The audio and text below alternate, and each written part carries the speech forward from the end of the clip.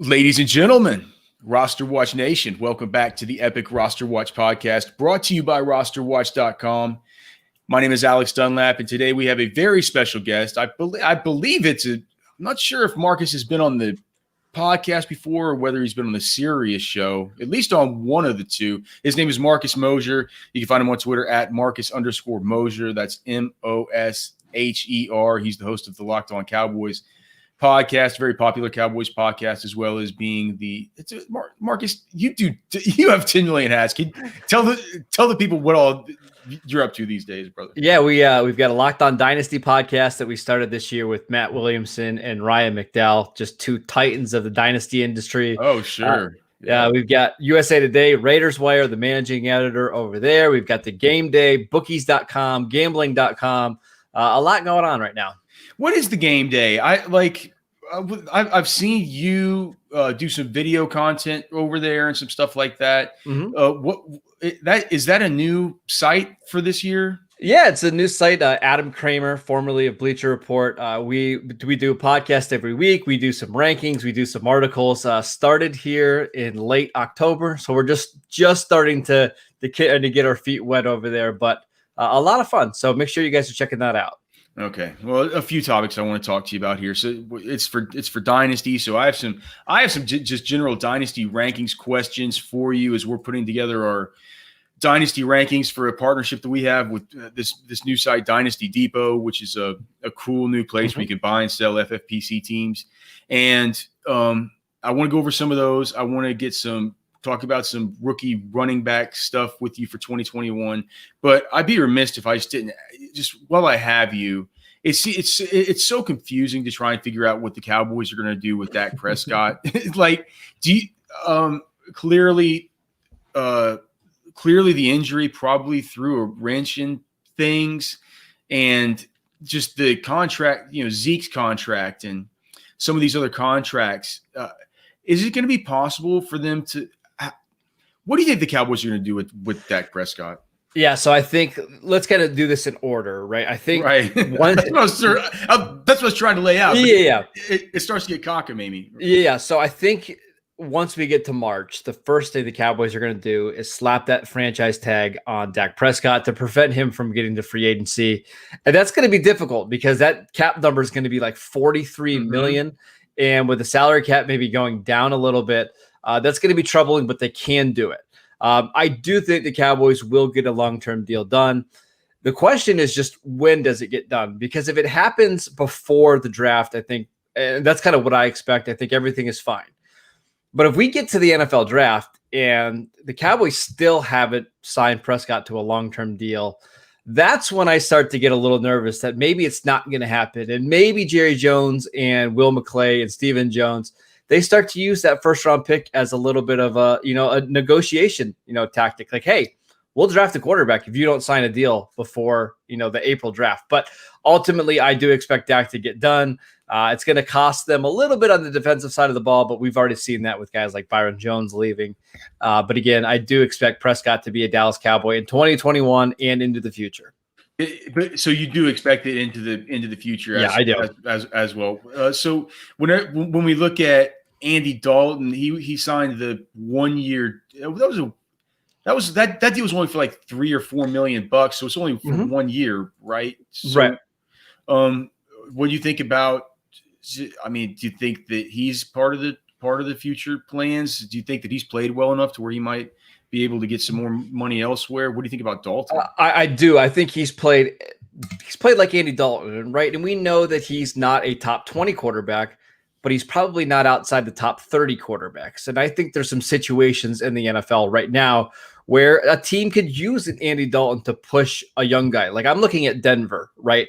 Drew Lock has not played well this season. Oh, I God. think you bring in somebody like Andy Dalton in for insurance. Maybe some of these other teams that, are going to be drafting a quarterback early, maybe you bring in Dalton, but I do think he's played well enough to get another contract and get another shot at potentially starting and competing for a job. Who are the Cowboys that we need to be looking at as possible cap casualties as the project starts to take shape to possibly craft a long-term deal for Dak. I mean, last year we had all the, like you mentioned, there was all the Byron Jones stuff. It's like, can we get Byron done and also get, there was the Zeke stuff. Can we even get Zeke done? They ended up going to getting him done. Are there any of those guys sort of coming up that are key pieces that could have to be sacrificed for getting Dak done? The one that's everybody's pointing to is Michael Gallup. He's going to be entering the final year of his rookie contract in 2021. He's starting to play really well. We saw how dominant he was against Philadelphia in week 16. It just doesn't appear the Cowboys are going to have the space to sign him. Conor Williams, their left guard, they drafted in the second round out of Texas, playing the best football of his career. He's entering the last year of his rookie contract. Would not be surprised to see both of those guys go. And as of guys that they could potentially cut, Jalen Smith, the linebacker that they signed last year before the season started, along with Ezekiel Elliott, I think Smith is somebody that the Cowboys could look to get off their books this offseason. He's been absolutely terrible this year.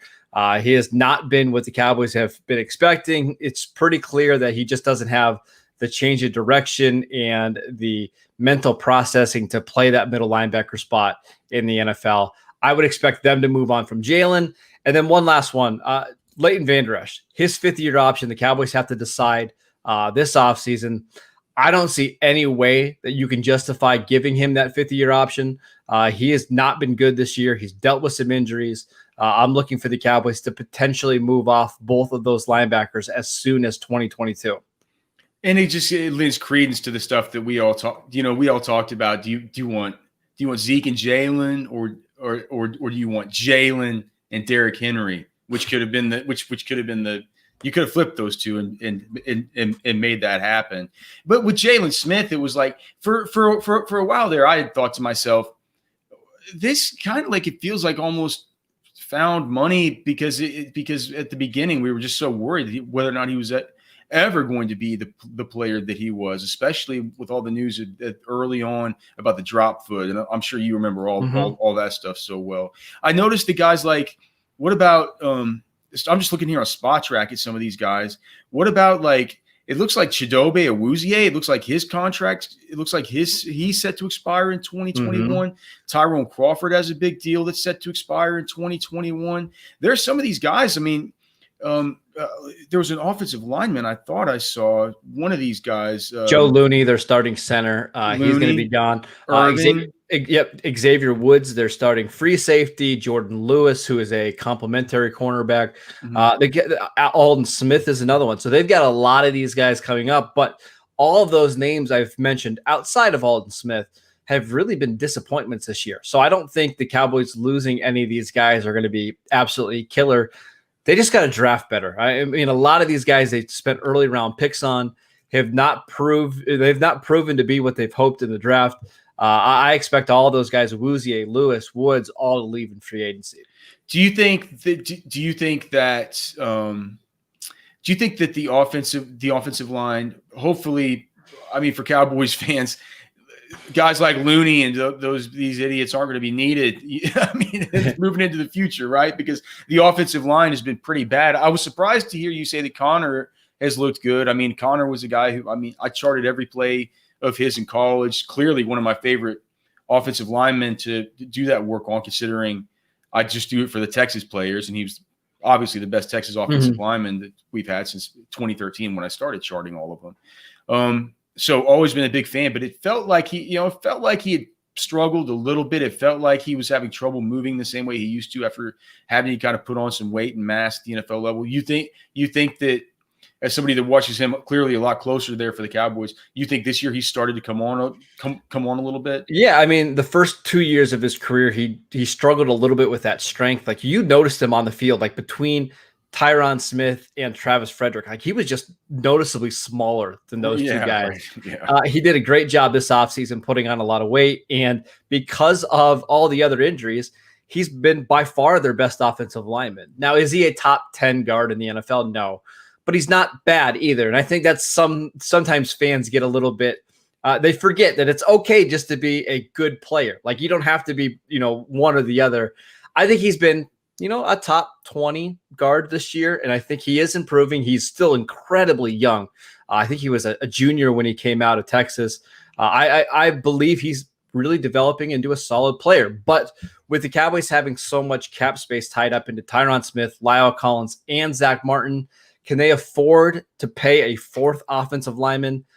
I'm not sure. I think he'll be a guy in 2022 that gets more money than Dallas is willing to give him.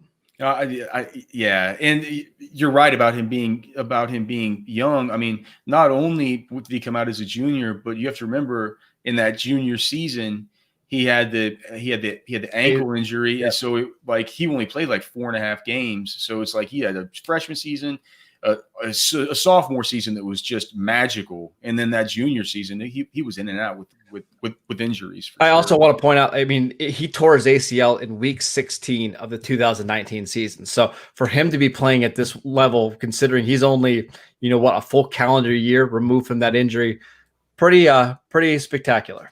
Speaking of spectacular, man, what about CeeDeelamb? I mean, what just holy shit! My bold predictions before this season started for fantasy was that CeeDeelamb would finish as the wide receiver 1 for the Dallas Cowboys. I'm not sure that has exactly come to fruition this year, but I feel like he's not far off from taking over that mantle. And here's the thing: if Dak Prescott was playing all season long, you might have been right, because his production and the pace that he had in the first 5 games of the season was absolutely incredible. For a slot receiver to average like 14 yards per catch, that's pretty incredible. Now, he struggled quite a bit with the changing quarterbacks from not only Dak to Dalton, but from Dalton to Ben DiNucci to Garrett Gilbert back to Andy Dalton. So there's been a lot of transition there, but we have seen over the last couple of weeks him starting to get back into this groove. And it's still mind-boggling how the NFL allowed him to fall to the Cowboys in the middle of round 1. Well, one of the ways that they allowed them to fall to the Cowboys in the middle of round 1, we'll get to in 1 second when I just talk Raiders with you. But the one more Cowboys related topic. What do we make of Ezekiel Elliott and Tony Pollard in Dynasty? Because here's the way that I kind of took the Tony Pollard game whenever we got the surprise inactive, or the semi-surprise inactive from Zeke, not this last week, but the week prior, when he was out with the calf contusion. I think, for one, Tony Pollard looked like he has more juice. Without a doubt. I don't know if that's because Zeke has been playing kind of hurt, or I don't know whether it's like maybe whenever the offensive line is really good, that's when Zeke can be really good, but maybe if you need somebody to create off a platform or to be able to, be used as that sort of explosive extension of the run game, in the passing game, maybe Tony Pollard is just more fit for that role, and that role is more useful when you don't have this offensive line that can move people's bodies the same way. How do you see this dynamic? And for Dynasty, how are you valuing Ezekiel Elliott and Tony Pollard moving forward? Because, dude, in season-long leagues, you play a ton of fantasy, Marcus. Like, in season-long leagues, people are writing in, or they're coming on the site, or they're tweeting at us. They're saying, "Can I even start Ezekiel Elliott? Can I even start him? This is my first round pick." Yeah, so since Dak Prescott went down, there was no week in which Ezekiel Elliott finished as a RB1. And for people that spent a top 3, top 4 picks on him in your redraft leagues, that's awfully disappointing. But as for his dynasty value, I think that's really interesting, because the Cowboys have a decision to make this offseason. They can, if he's on the roster on the 5th day of the new league year, his salary is guaranteed for the 2022 and 2023 season. But I don't envision the Cowboys cutting him this offseason. So it's pretty clear that he's going to be on this team for the next 3 years. And with his salary, he's going to start and he's going to get touches. Now, how effective and how efficient will he be? That remains to be seen. And I think a lot of it's going to depend on the quarterback. If Dak is there, he's going to get a ton of touchdown, opportunities. He's going to get catches out of the backfield. But you're right. The more explosive player right now is Tony Pollard. And I think you can make a case the Cowboys offense is better with Pollard on the field because he gives them more playmaking. We saw against the 49ers just 2 weeks ago what he can provide. He can provide these big runs that win you games, where Elliott can't really do that. He has just 3 carries of over 20 yards all season long. He happened to fumble on one of those carries. He had one last week against the Eagles. So the explosiveness is gone. He leads the NFL in fumbles. He's not a great receiver, despite a lot of people saying that coming out of college. He leads the NFL in drops. He's just not a guy that's going to make a lot of people miss. He's not quick or shifty, but he is somebody that can handle a big workload. And in the right offense, and that's with Dak Prescott, I do think he has a lot of value. So to me, he's in the range of like a David Montgomery now, where it's all volume based, even though Montgomery's playing a little better right now than he did earlier on in his career. But I think he is a running back 2, and I don't think you can value him as a running back 1 in Dynasty anymore. Zeke is, as of right now, 25 years old. So it's not like he's just decrepit old guy. But I mean, Gurley's only just about to turn 26, and we've seen how he's just fallen off a cliff. Now, to Zeke's credit, he has stayed quite a bit healthier than what Gurley has in his career. But but at the same time, you look at Elliott's workload in the NFL and in college, and there's just a lot of miles on those legs. So once he really drops off, and I think we're already starting to see that, it could be pretty drastic. Let's just maybe a good segue into talking some Raiders is how do you view Ezekiel Elliott at 25 as far as a dynasty commodity versus Josh Jacobs at age 22, where it feels like, I mean, is it John Gruden? Or no, it was Mike Mayock at the Combine this last year told us that the 2020 was going to be phase 2 for Josh Jacobs, where they were going to finally get him involved in the receiving game. You guys know that's one of the reasons that we drafted him. I talked about it at the draft press conference, et cetera, et cetera. The way he can catch the football out of the backfield is one of the keys that we really liked about him. We saw he could bring it to the offense. What do you think has happened there that they just have this island of misfit fucking toys behind Josh Jacobs that they like to put in there? I mean, they got Devontae Booker in there swindling around. They got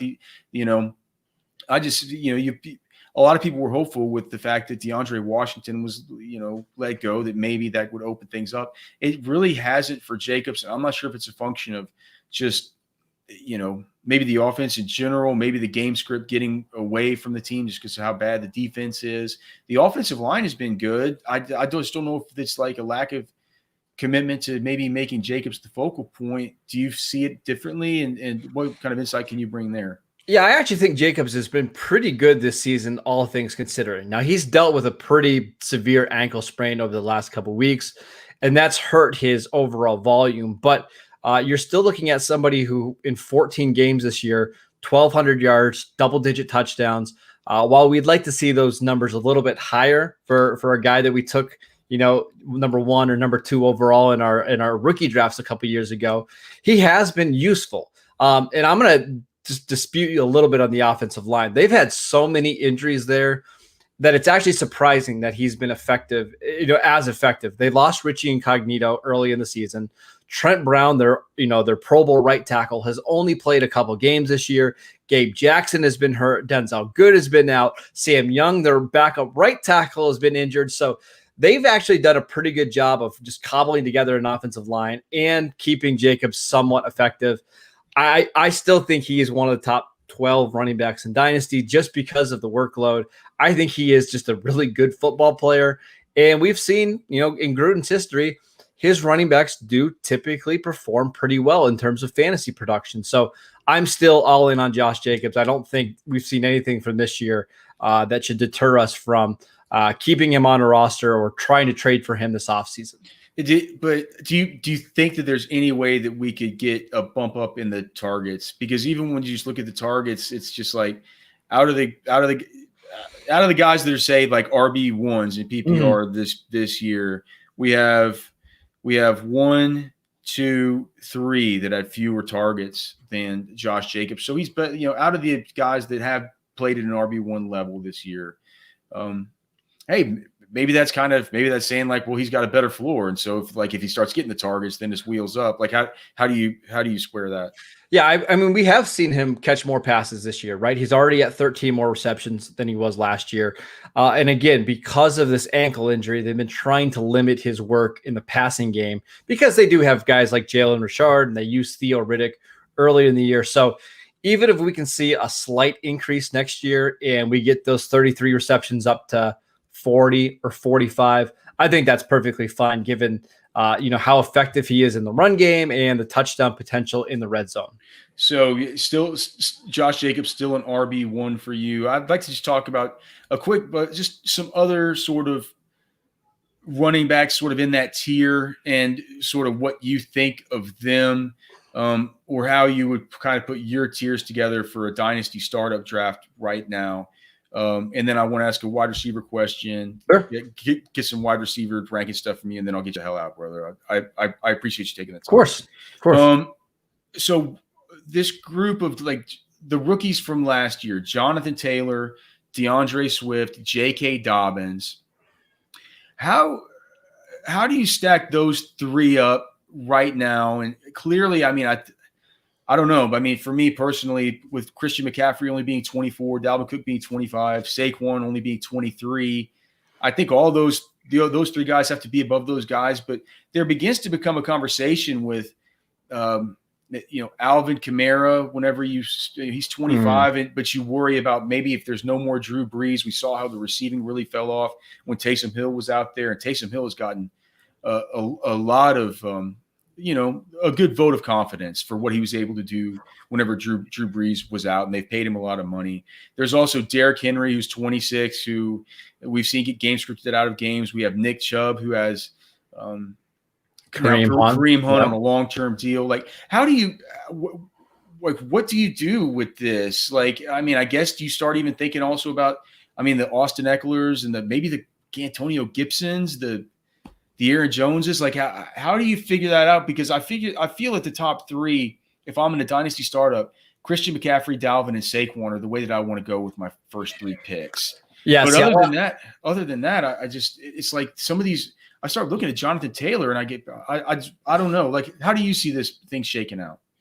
See, I'll actually fight you on that one a little bit. I think Jonathan Taylor is clear cut ahead of Saquon Barkley right now. I mean, what we've seen from Jonathan Taylor over the last 5 weeks has been really good. Almost 600 total yards, 6 touchdowns. He's starting to figure out that offense. He's tied behind a really good offensive line. We know he's athletic. And then you look at Barkley, right? Somebody who's coming off a pretty serious injury. That Giants offense just isn't good. The offensive line isn't good. And I think there's going to be some hesitation to give him a huge workload next year, considering, the team invested the number 2 pick in him. So I think Jonathan Taylor is easily inside the top 5 dynasty running backs right now. I think DeAndre Swift is that next rookie running back. And then it gets interesting because is the next one, is it J.K. Dobbins? Is it Antonio Gibson? Is it Clyde Edwards-Helaire? I'm probably leaning J.K. Dobbins just because, again, he's tied to a really good offense, but we've seen what Antonio Gibson can do. Clyde Edwards-Helaire has been a little bit disappointing despite the total numbers, being a little higher than what people expect. But I really like this rookie class. I think you can make a case that all 5 of those guys should be in the top 15, 16 rookies, or 16 or 15 running backs in Dynasty. Yeah, and because if you can also consider Cam Akers and James Robinson too, sure. It's like I think those guys. I think we have them right now in our initial rankings. Yeah, they're all top 16. So so we're kind of right there with you. Just the Saquon. I have a hard time just forgetting about Saquon the way he's looked. But Jonathan Taylor, I did have rated higher as a prospect, and man, it doesn't even matter that it's a 2-man committee with him and Nyheim Hines, as long as Jordan Wilkins isn't playing. Correct. It's like, it's just wheels up for those guys. All right. Still on the Raiders. What the hell did they do with Henry Ruggs? Why did they pick him over? Why was he wide receiver 1? What was the thesis there? I'm sure you know what the thesis was. Give us a history lesson and tell us what the hell went wrong, or if it didn't go wrong in your mind, what happened? Like, what happened with Ruggs? So first and foremost, the Raiders had the choice to pick any receiver in the 2020 class. and they might have taken the 4th best receiver at Alabama from the 2019 season, right? Like there's you can make a legitimate argument that Judy and then Devontae Smith and Waddle are all better prospects. I'm not ready to throw out Mechie there yet. I know a lot of people like Mechie at Alabama, but not quite yet. But the Raiders wanted a player that could open up the rest of their offense. John Gruden talked all offseason about like what a Tyreek Hill can do for your offense. It forces defense to cover every blade of grass. That's a Gruden expression. But unfortunately, this team needs a number 1 receiver. Nelson Aguilar has done a great job at filling into that role this year, and he's going to get paid this offseason. But this team needed a CeeDee Lamb in the absolute worst way. Somebody that can move the chains, somebody that can win in one-on-one coverage. I think the idea of Henry Ruggs makes a lot of sense if you already have a guy that can dominate on the outside. Right. He shouldn't be your primary receiver. He should be your complementary receiver. And unfortunately, that's just not what he's been. Now, that's not to say that Henry Ruggs is a bad player, because I think he is pretty good. He's dealt with some COVID stuff this year. He's dealt with a couple injuries. I expect him to be much, much better next year. But to expect him to be a true number 1 receiver, I think that was always a mistake. Yeah, it was a mistake for us too, for in the community, for not worrying a little bit about some of the underlying, relying too much on the explosive measurables and the draft capital. It's just like sometimes these coaches are football guys. Sometimes they draft these guys for X's and O's reasons that don't always necessarily translate to fantasy points. And when you look at the guys Brandon Ayuk, Justin Jefferson. There's a bunch of these. T. Higgins. You put T. Higgins in this offense, and this is a much better offense. I know T. Higgins is incredibly slow, but this is somebody that can actually stretch. He's been good though. He's been good. Exactly. He can stretch the field because of his size. He can win at the catch point. He can get open. If you would have had somebody in this Raiders offense like that, maybe they're in the playoffs. Maybe the difference between T. Higgins and Henry Ruggs is enough to win them 2 more games this year. This might sound like just a couple of quick dynasty things, and then I just want to get a rookie take from you, man. As far as dynasty wide receivers at the very top, is it weird to be on the clock and kind of not know what to do maybe in the middle to late first round if you're posed a choice between a 27-year-old Devontae Adams, a 28-year-old DeAndre Hopkins, or a 21-year-old Justin Jefferson? It is difficult. The funny thing is, you didn't even mention my wide receiver 1 in Dynasty right now, because those are all really good options. Oh, right. I think that my wide receiver 1 as of right now is DK Metcalf. Correct. Right. I would as I say, if he's there in the late first, that's absolutely who I'm taking. But I think listen, I love Devontae Adams. I like Michael Thomas quite a bit. AJ Brown, Justin Jefferson are all really good players. But there's not really a gap at all between those guys. So I think you can wait to the second round. I think you could pick up a Tyreek Hill. Too. That's a good point. Yeah, that's a good point. So, and I would rather take a running back early. Man, listen, you could make a good case for Travis Kelce in startups just because of the week-to-week advantage that he gives you. I know the age is a little concerning. He's in his 30s now, but I don't see him dropping off anytime soon. But as for the receivers, there's just really not a gap at all between wide receiver 2 and wide receiver 12, because you get down there, Michael Thomas, DeAndre Hopkins, DJ Moore, who I still like quite a bit. It's McLaurin, Godwin, Evans, Cooper. You have so many guys in that next group that are so good that you feel great about as your wide receiver 1. I'm fine passing on in the first round for a different position. I like that. That's a good way. That's a good way to frame it. I'm actually gonna make a note here in our rankings that when we stack them, we should keep that in mind. Just quickly, a guns to your head, because there's some crazy idiot in your house that has guns that wants to know fantasy questions. Would you take AJ Brown or CeeDee Lamb in that spot? I probably would take AJ Brown. A little bit more explosive after the catch. I think he's going to get. I mean, he continues to get a ton of targets in Tennessee. I would go AJ Brown. All right, fair enough. All right. His name again, Marcus Mosher. You find him on Twitter at Marcus_Mosher. Make sure and listen to the Locked On Dynasty podcast and the Locked On Cowboys, as well as find his work at the Raiders Wire, everywhere else that he mentioned. We'll just get you out of here on one take, man. You got one 2021 rookie take, man. Who's somebody that you love, somebody you hate? What do you got about these rookies? The people want to hear about the rookies. Yeah, I think Travisetienne is the best running back prospect we've had come out in the last 3 years. I think he should be easily better than JT. Yeah, wow. Of course. Okay. This is a guy that has 98 career receptions at Clemson. He averages 7.3 yards per carry in his career. He's going to walk into whatever team he gets drafted to, a workhorse role. I think he should be already considered a top 10 dynasty running back. That's it.